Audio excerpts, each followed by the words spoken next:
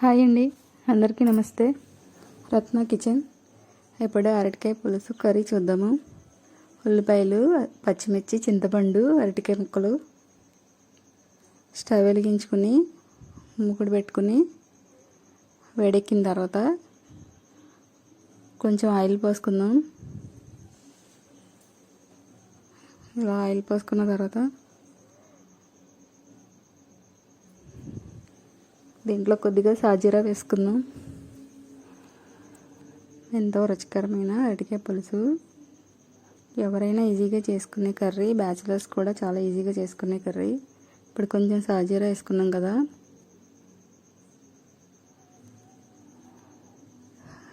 ఉల్లిపాయ ముక్కలు కట్ చేసుకున్నాం. 2 ఉల్లిపాయ ముక్కలు వేసుకుందాం. పచ్చిమిర్చి, ఇవి గోల్డ్ కలర్ వచ్చే వరకు ఫ్రై చేసుకుందాం. ఇవి మగ్గిన తర్వాత కట్ చేసి పెట్టుకున్న అరటికాయ ముక్కలు, ఉప్పు వేసుకుని పక్కన పెట్టుకున్నాను. ఇప్పుడు అవి కూడా ఇందులో వేసేసుకుందాం.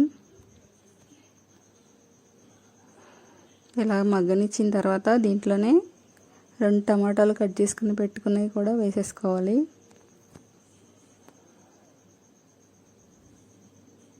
టమాటా వేస్తున్నాను. ఈ టమాటాలు మగ్గిన తర్వాత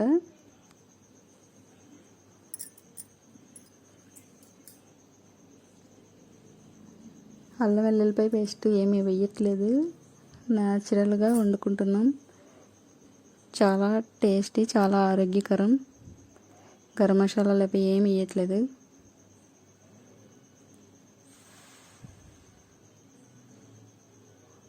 ఇలా మగ్గుతున్నాయి కదా, ఒకసారి కదుపుదాము.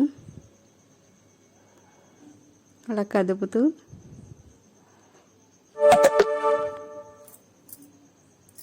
కొంచెం పసుపు, 2 స్పూన్లు కారం,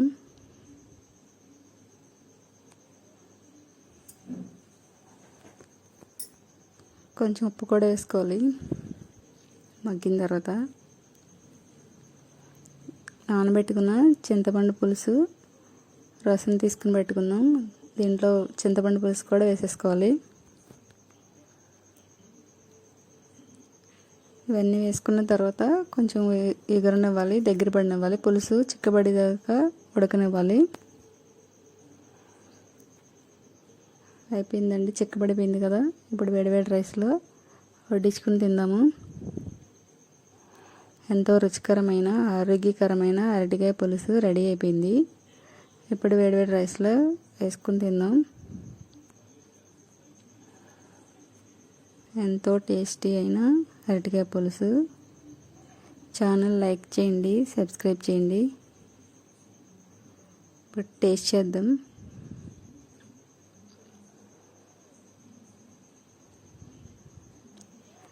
చాలా చాలా బాగుంటుందండి అరటికాయ పులుసు. ఇలా మసాలాలు ఏమీ లేకుండా ట్రై చేయండి. ఇదిగోండి అరటికాయ పులుసు, చాలా టేస్టీగా ఉందండి. బాయ్ అండి.